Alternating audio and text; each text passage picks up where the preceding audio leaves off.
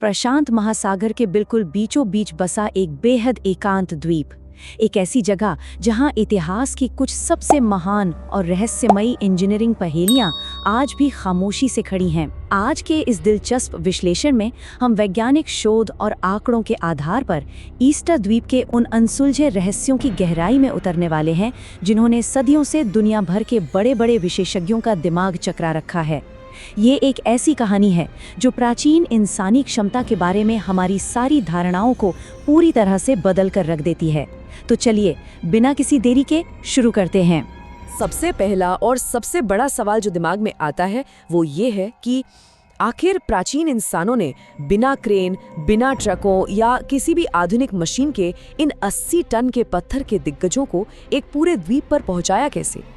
ये कोई साधारण पहेली नहीं है, बल्कि ये ऐसा सस्पेंस है जहां हर एक सुराग हमें उस समय की तकनीक और इंसानी दिमाग की ताकत पर नए सिरे से सोचने को मजबूर करता है।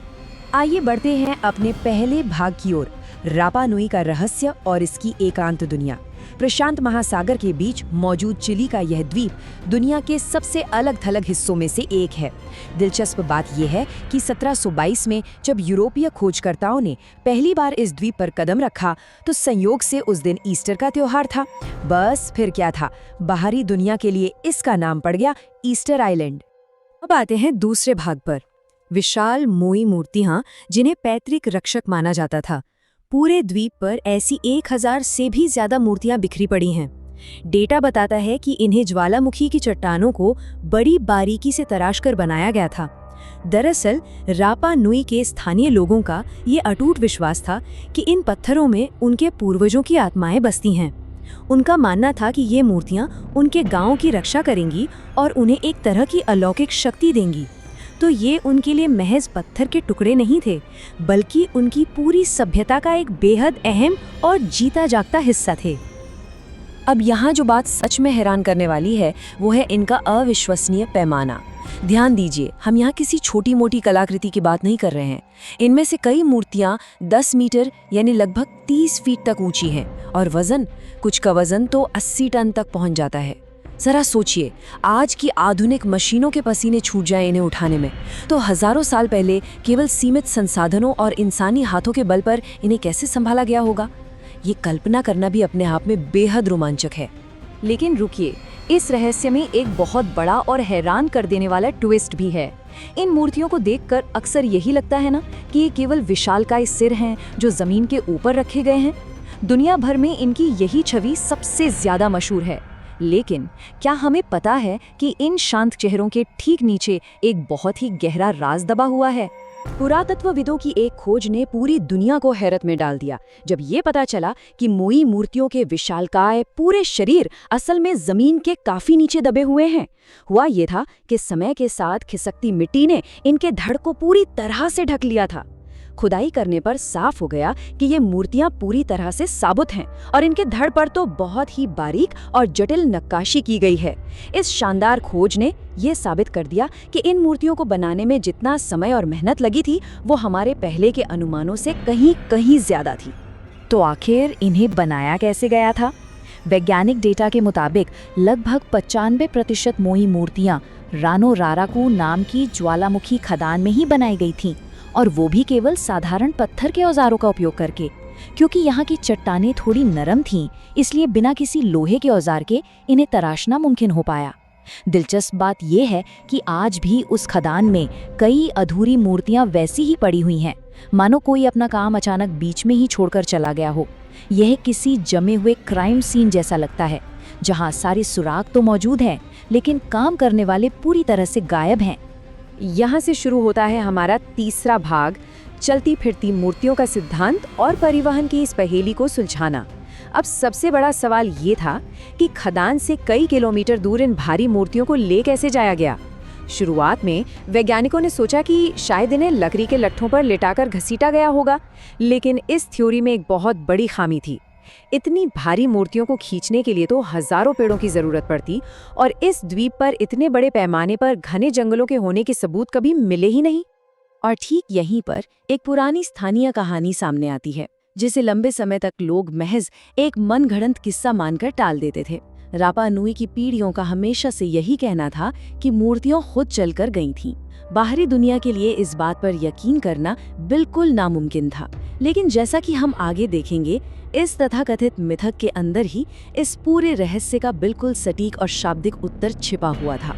साल 2025 के नवीनतम भौतिकी और पुरातत्व प्रयोगों ने ये साबित कर दिया कि मूर्तियों का चलना कोई जादू नहीं था, बल्कि ये पूरी तरह से शुद्ध विज्ञान और बेहतरीन तकनीक का कमाल था।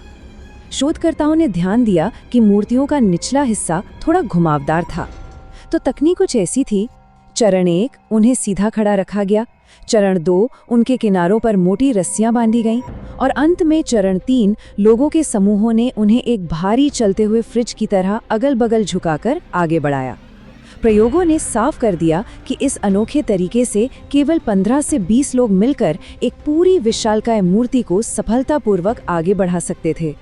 वाकई यह प्राचीन इंजीनियरिंग का एक बेजोड़ नमूना है। आइए इस विश्लेषण के चौथे हिस्से पर नजर डालते हैं। ईस्टर आइलैंड के मिथक, कल्पना बनाम वास्तविकता। सदियों से फैलाई गई अजीबोगरीब कहानियों ने रापा नुई के लोगों की असली बुद्धिमत्ता को काफी हद तक धुंधला कर दिया है। तो चलिए अब ठोस तथ्यों के आधार पर इन मिथकों की थोड़ी जांच करते हैं। हम जानते हैं कि अज्ञानता अक्सर तरह तरह की अफवाहों को जन्म देती है। एक तरफ ये दावा तक कर दिया गया कि इन्हें एलियंस ने बनाया है, क्योंकि कुछ लोगों को यकीन ही नहीं हो रहा था कि प्राचीन इंसान बिना आधुनिक मशीनों के ऐसा कुछ कर सकते हैं। लेकिन दूसरी तरफ वास्तविक साक्ष्य पूरी तरह से प्राचीन इंजीनियरिंग की प्रतिभा की ओर इशारा करते हैं। एलियंस का कोई भी वैज्ञानिक प्रमाण आज तक नहीं मिला है। इसके उलट ये द्वीप इस बात का जीता जागता सबूत है कि प्राचीन मनुष्यों का बौद्धिक स्तर कितना ज्यादा उन्नत था। इसी तरह एक और बहुत बड़ा मिथक द्वीप की इकोलॉजी यानी पारिस्थितिकी से जुड़ा है।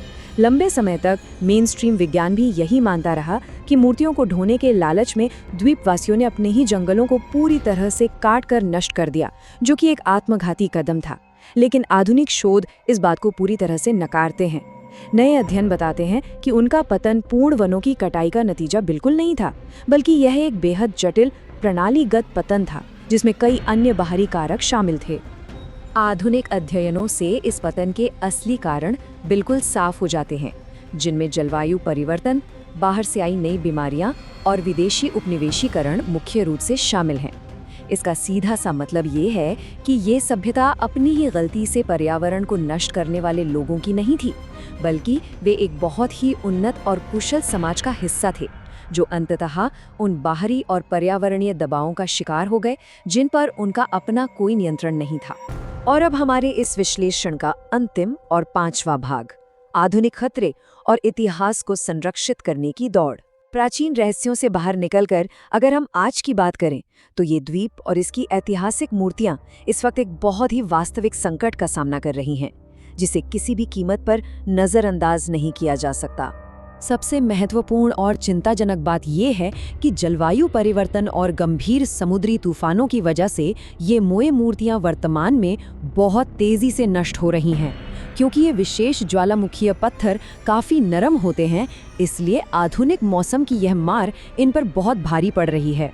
आज के समय में स्थानीय लोग और दुनिया भर के वैज्ञानिक इन अमूल्य मूर्तियों को टूटने और हमेशा के लिए खत्म होने से बचाने के लिए दिन रात एक कर रहे हैं। आज का ये विश्लेषण हमें एक बहुत ही गहरे विचार के साथ छोड़ जाता है। इस बेहतरीन इंजीनियरिंग को देखकर ये समझना जरा भी मुश्किल नहीं है कि हमारी प्राचीन सभ्यताएं कितनी ज्यादा सक्षम थीं। ये इंसानी प्रतिभा का एक बेहद उत्कृष्ट उदाहरण है। लेकिन सबसे बड़ा सवाल जो आज हमारे सामने खड़ा है वो ये है कि तेजी से बदलते इस आधुनिक युग में हम इस विश्व धरोहर और इतिहास की रक्षा आखिर कैसे करेंगे। ये सफ़र हमें ये सोचने पर मजबूर करता है कि मानव इतिहास की इस इतनी शानदार उपलब्धि को आने वाली पीढ़ियों के लिए कैसे सुरक्षित रखा जाए, ताकि वे भी इन चलते फिरते दिग्गजों से हमारी ही तरह प्रेरणा ले सकें। इस पर विचार